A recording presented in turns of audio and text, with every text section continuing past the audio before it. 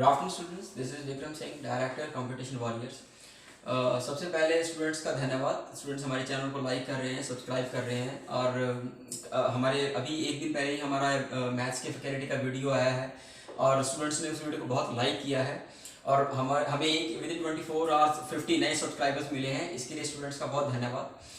तो हम वापस उस मैटर पर आते हैं जिसके लिए आज की ये वीडियो है। और हमने ये अनाउंस किया था कि हम पीपीएससी के लिए कुछ आपको वीडियोस देंगे और हमें कुछ रिक्वायरमेंट्स जो आई स्टूडेंट्स की वो कि हमें उनको वीडियोस चाइल्ड राइट्स के ऊपर स्टूडेंट्स को वीडियो चाहिए, तो हम चाइल्ड राइट्स टॉपिक को कवर करेंगे। और ये स्पेसिफिकली मेंशन किया गया है आपकी पीपीएससी का जो प्रिंसिपल और हेड मास्टर हेड मिस्ट्रेस और बीपीईओ का सिलेबस है उसके बीच। तो देखिए, हमने ये पहले अनाउंस कर दिया था कि इंस्टीट्यूट आपको छोटी वीडियोस बना के देगा और कलेक्टिव वीडियोस देगा ताकि आप उन वीडियोस को अच्छे से देख करके 6, 7, 8 मिनट की जो वीडियो होती है 10 मिनट की मैक्सिमम, उसमें आप देख करके वीडियोस को और उसके पॉइंट्स को आप माइंड में फिट कर लें और उसके पॉइंट्स को आप नोट्स के रूप में बना लें। और चाहे इसके लिए हमें कितनी नंबर ऑफ वीडियोस देनी पड़े वो हम देंगे, लेकिन हम वीडियोस को शॉर्ट रखेंगे। ये हमारा आपसे रिक्वेस्ट है कि आप लंबी वीडियोस के लिए ना बोलें कि सर हमें वीडियोस लंबी दे दीजिए, 1 या 2 वीडियोस में आप सारा टॉपिक खत्म कर दीजिए। डेफिनेटली वो हम नहीं करेंगे, क्योंकि हमारा ऑब्जेक्टिव ये है कि बच्चों को जो हमने पढ़ाया है, स्टूडेंट्स को जो हमने पढ़ाया है वो स्टूडेंट्स को याद रहे, उनके माइंड में वो फिट हो जाए अच्छे से। तो देखिए, चाइल्ड राइट्स टॉपिक जो हमने उठाया है इसको हम बात करेंगे, इसकी एवोल्यूशन के ऊपर बात करेंगे आज। और एवोल्यूशन का मतलब यही होता है कि कोई भी इशू है, कोई भी मैटर है, वो इवॉल्व कैसे हुआ, वो कहां से शुरू हुआ और क्या क्या उसमें डेवलपमेंट्स, सब्सिक्वेंट डेवलपमेंट्स हुई, किस किस स्टेजेस से वो निकला और आज उसकी क्या हालत है। ठीक है जी।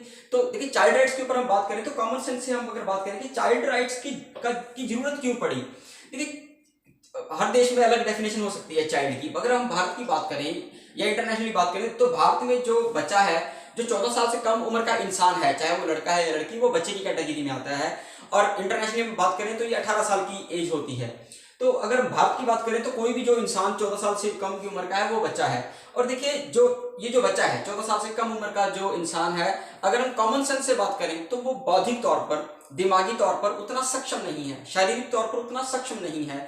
तो ये जो उसकी अक्षमता है, इसकी वजह से कहीं उसका पूर्ण विकास ना रुक जाए, कहीं वो इस समाज में कुछ ऐसी बुरी नीतियों का सामना ना उसको करना पड़े, वो कुछ ऐसे बुरे लोगों का शिकार ना हो जाए, इसलिए उसको कुछ अधिकार दिए गए हैं और वो लीगल हैं। अगर उन अधिकारों का उसका हनन होता है तो उसके लिए सजाओं का प्रावधान है, या ये उसको इंश्योर किया जाएगा, देश का सिस्टम उसको, ये लीगल सिस्टम उसको ये इंश्योर करेगा उसको ये अधिकार मिले ताकि वो बच्चा जो है वो उसका पूर्ण विकास हो सके और वो देश के विकास में अपनी भागीदारी दे सके। क्योंकि हम कहते हैं कि कोई भी देश के बच्चे उस देश का भविष्य होते हैं। अगर वो देश का भविष्य सुरक्षित नहीं है तो वो देश कैसे आगे बढ़ सकता है, वो देश कैसे ग्रोथ कर सकता है अगर उसका भविष्य ही सेफ नहीं है। तो इसीलिए देश के भविष्य को सुनहरा बनाने के लिए इन बच्चों के भविष्य को सुनहरा बनाना बहुत जरूरी है और उसी लिए कुछ कानून बनाए गए हैं, कुछ उन्हें अधिकार दिए गए हैं ताकि उनका पूर्ण रूप से विकास हो सके।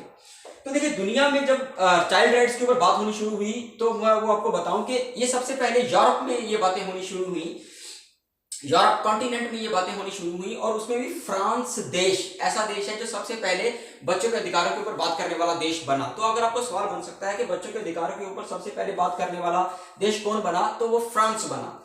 और देखिए, 1840s में ये बातें होनी शुरू हुई और 1841 में ही फ्रांस ने पहला कानून बना दिया बच्चों के लिए। और वो कानून क्या बनाया, वो राइट टू एजुकेशन, बच्चों के लिए राइट टू एजुकेशन की बात फ्रांस ने 1841 में ही कर दी थी। ठीक है जी। और उसी वक्त उसने कहा कि जो बच्चे जहां पर भी वो काम कर रहे हैं उनकी सुरक्षा को भी हमें सुनिश्चित करना है, यानी कि protection of children eight their work place, जहां पर वो काम कर रहे हैं उनको हमें प्रोटेक्ट करके रखना है। इस तरह की बातें करी गई और इसके लिए कानून लेकर के आया फ्रांस। और ऐसा फ्रांस पहला देश बन गया जो बच्चों के राइट्स के ऊपर बात करने वाला देश बना। ठीक है। उस वक्त भारत जो था वो एक गुलाम देश था। ठीक है। अंग्रेज जो थे, इंग्लैंड का शासन था भारत के ऊपर, और इंग्लैंड भी एक यूरोपियन कंट्री है, तो वहां पर भी बच्चों के राइट्स के ऊपर बात हो रही थी। ठीक है जी। तो भारत में जो पहला कानून बना वो 1850 में बना, 1850 में बना और उसको बोला जाता है अप्रेंटिस एक्ट ऑफ 1850। देखिए, इस एक्ट में मैं आपको बताऊं कि बच्चों को क्रिमिनल जस्टिस सिस्टम से अलग करने की कोशिश करी गई कि अगर कोई बच्चा जो है वो 16 साल से कम उम्र की एज का है और वो किसी भी तरह की क्रिमिनल एक्टिविटीज में लिप्त हो जाता है तो हमने उसको एक प्योर अडल्ट के तौर पर ट्रीट नहीं करना, हमने उसको जेल में नहीं भेजना, या हम उसको इस तरह से उसको ट्रीट करें कि हम उसको रिफॉर्मेशन में लेके जाएं, उसको सुधार में लेके जाएं और वो एक देश का जिम्मेदार नागरिक बन सके, क्योंकि अभी उसकी उम्र मानसिक तौर पर, बौद्धिक तौर पर इतना परिपक्व नहीं है कि सही और गलत को पहचान सके। तो इसीलिए यहाँ पर पहला कानून देश में आया 1850 में, अप्रेंटिस एक्ट ऑफ 1850 के नाम से, ठीक है जी। उसके बाद मैं आपको बताऊं कि 1897 में इसी ही 1850 जो अप्रेंटिस एक्ट है इसको और एडवांस किया गया, और यहाँ पर 1897 का जो रिफॉर्मेटरी स्कूल एक्ट 1897 है, इसमें क्रिमिनल जो जस्टिस सिस्टम है देश का, भारत देश का, उसमें बच्चों को अलग तरह से रख करके देखा गया, बच्चों को पूरी तरह से अलग कर दिया गया अडल्ट्स के साथ। यानी कि अडल्ट की एक उम्र उन्होंने निर्धारित कर दी कि 16 साल से कम उम्र का है तो उसको हम अलग तरह से ट्रीट करेंगे, उसके जो उसको सजा देने का प्रोसीजर है उसको भी पूरा अलग रखा गया, ट्रायल्स को पूरी तरह से अलग रखा गया, और उनको किस तरह से रिफॉर्मेशन स्कूल्स में लेके जाया जाएगा बजाय कि उनको जेल में लेकर जाने के। तो ये सारी बातें बच्चों के अच्छे के लिए, बच्चों के भलाई के, सुनहरे भविष्य के लिए यहाँ पर की जानी शुरू हो गई भारत के अंदर भी, ठीक है जी। देखिए 1897 के बाद 1919 में एक और एक्ट आया था, मद्रास चिल्ड्रन एक्ट 1920। देखिए मद्रास उस वक्त एक ब्रिटिश प्रोविंस था, ठीक है जी। तो वहां पर भी यही रिफॉर्मेशंस की बात हुई कि बच्चों को हमें कैसे सुधार घर में रखना है, किस तरह से उनको और जिम्मेदार नागरिक बनाना है, और क्रिमिनल जस्टिस सिस्टम उनके लिए अलग तरीके का हमने एक जस्टिस सिस्टम देना है, बजाय कि उनको हम टोटली ऑफेंडर्स बना करके उनको जेल्स में रखें या इस तरह से उनको करें। ऐसा ना करते हुए हम उन बच्चों की तरह ट्रीट करते हुए हमें उनको जस्टिस देना है, ठीक है जी। तो ये मद्रास प्रोविंस में सबसे पहले इंट्रोड्यूस किया गया था, और उसके बाद ये बंगाल प्रोविंस में इंट्रोड्यूस किया गया गुलाम भारत में, और उसके बाद फिर ये बॉम्बे प्रोविंस में आया। तो इस तरह से ये डेवलपमेंट्स भारत के अंदर हो रही थी ड्यूरिंग कॉलोनियल पीरियड, ठीक है जी। लेकिन अब ये छोटे छोटे इवेंट्स हो रहे थे, इट इज ओके, लेकिन एक जबरदस्त बड़ा हिस्टोरिकल इवेंट हुआ 1924 में।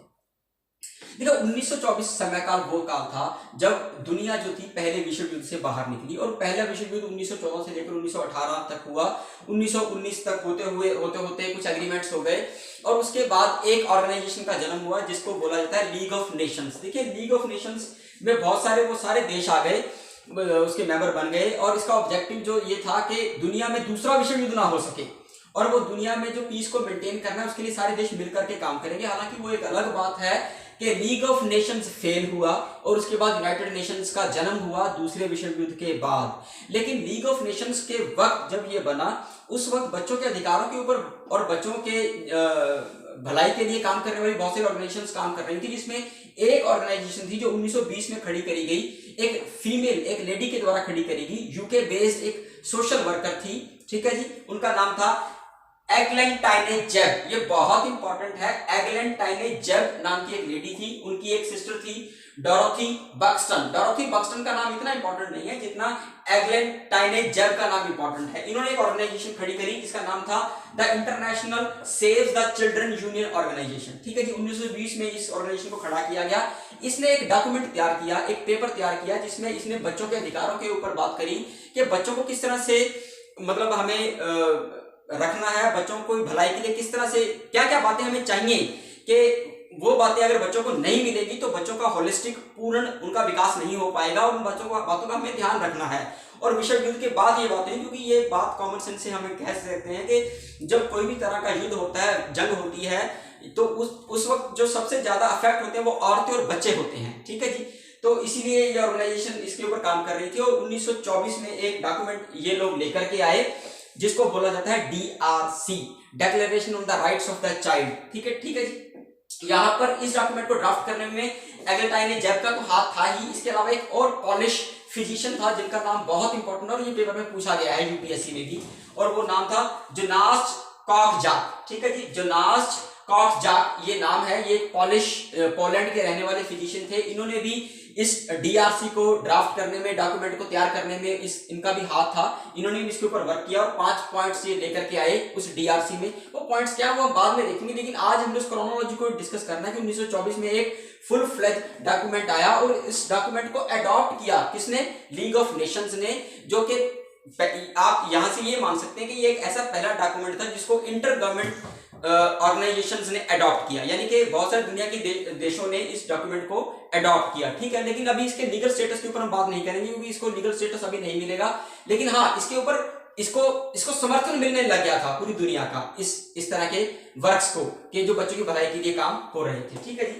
तो 1924 की जो लीग ऑफ नेशंस की जो बच्चों के लिए राइट्स के लिए ये डिक्लेरेशन हुई, डीआरसी डॉक्यूमेंट को जो समर्थन मिला, इसको जो अडॉप्ट किया गया, एंडोर्स किया गया, इसको जिनीवा डिक्लेरेशन भी बोला जाता है। बहुत इंपॉर्टेंट है ये Geneva declaration in the rights of the child. ठीक है, in the rights of the children. ये जिनीवा डिक्लेरेशन 1924 में हुई और चिल्ड्रन के राइट्स के बारे में यहाँ पर बात करेगी। 5 पॉइंट्स एक डॉक्यूमेंट पेश किया गया, जिसको पेश करने के लिए 2 बंदों के नाम इंपॉर्टेंट है, जोनास कॉक्सजाक, पॉलिश आपका फिजिशियन, एंड दूसरा है एगेंटाइने जेब। ठीक है, जिन्होंने इस डॉक्यूमेंट को ड्राफ्ट किया। तो ये एक इंपॉर्टेंट हिस्टोरिकल इवेंट हो गया जिसमें बच्चों के भलाई के लिए, बच्चों के अधिकारों के लिए बात करी गई। उसके बाद 1929 में भारत के अंदर चिल्ड्रन मैरिज रिस्ट्रेंट एक्ट लेकर के आया गया 1929। देखिए इस एक्ट के अंदर क्या हुआ कि जो लड़कियों की शादी की उम्र थी वो 14 साल और लड़कों की शादी की उम्र 18 साल रखी गई कि 14 साल से उम्र अगर कोई लड़की है तो उसकी शादी करना वैध नहीं है, और जो 18 साल से कम उम्र का लड़का है तो उसको शादी करना वैध नहीं है, उसके लिए शादी गैर कानूनी है। ठीक है जी। तो ये भी बच्चों की भलाई के लिए था कि उनका पूर्ण मानसिक तौर पर, शारीरिक तौर पर विकास हो सके। जब तक वो शादी के लायक नहीं होते तब तक उनको शादी के लिए शादी में ना झोंका जाए। ठीक है। उसके बाद भारत में ये चीजें चलती रही और सेकंड वर्ल्ड वॉर छिड़ गई। देखिए सेकंड वर्ल्ड वॉर छिड़ गई, फिर वही बात आ गई कि जब जंग होती है तो बच्चे और औरतें जो होते हैं वो सबसे ज्यादा अफेक्टेड होते हैं। और सेकंड वर्ल्ड वॉर होने के बाद 1945 में एक और ऑर्गेनाइजेशन का जन्म हुआ, लीग ऑफ नेशंस को खत्म किया गया और यूनाइटेड नेशन संयुक्त राष्ट्र संघ का जन्म हुआ, जिसमें बहुत सारे देश आ गए फिर से कि हम तीसरा विश्व युद्ध नहीं होने देंगे, या दुनिया में और पीस को मेंटेन करेंगे, स्टेबिलिटी दुनिया में लेकर के आएंगे। ठीक है जी। और वहीं पर एक प्रोग्राम चलाया गया यूनाइटेड नेशन के द्वारा, जो यूनाइटेड नेशंस चिल्ड्रन फंड के नाम से था। ठीक है जी। और उस वक्त 1946 में एक, मतलब हम ये बोल सकते हैं कि एक ऑर्गेनाइजेशन का जन्म हुआ, वो है UNICEF, United Nations international children emergency fund. ये जो प्रोग्राम था बेसिकली ये बच्चों की भलाई के लिए काम करना था इसने, कि बच्चों को हमने उसके जो उनका जो होलिस्टिक विकास है, जो उनका चौतरफा विकास है, उसके ऊपर हमें ध्यान देना है। और बच्चों को जो समाज में प्रॉब्लम्स आती हैं उन प्रॉब्लम्स को बच्चों से हमें निकालना है with the help of the countries, जिस देश में वो जाकर काम करेंगे। और भारत में काम करना यूनिसेफ ने स्टार्ट किया 1949 में। ठीक है जी। और भारत में जो बच्चों की प्रॉब्लम थी वो कि बच्चे गरीबी से जूझ रहे हैं, भूखमरी से जूझ रहे हैं, अनपढ़ता से जूझ रहे हैं, बीमारियों से जूझ रहे हैं, इन सब के ऊपर यूनिसेफ ने काम करना शुरू किया 1949 में। तो देखिए मैंने यहाँ पर 8 इवेंट्स लिखे हैं बच्चों के ऊपर जो काम करने के लिए, चाइल्ड राइट्स के ऊपर काम होना शुरू हुआ। तो 1840 से स्टार्ट होकर हम 1946 तक पहुंचे हैं। यहाँ तक आप इन सारे पॉइंट्स को याद कर लेना है, इनको अपने नोट्स बना लेने हैं। और वैसे तो मैंने आपको नोट्स फॉर्म में ही ये सारा कुछ दिया है, आप इसको अच्छे से याद करके अपने दिमाग में फिट कर लें इस क्रोनोलॉजी को, ताकि आपको सारा इसकी पिक्चर, लार्जर पिक्चर बनती चली जाए जैसे जैसे हम वीडियोज आपको देते जाएंगे। ठीक है जी। आज के लिए इतना ही, और कल हम नेक्स्ट वीडियो में आपको 1846 के बाद आगे बढ़ेंगे। Thank you very much.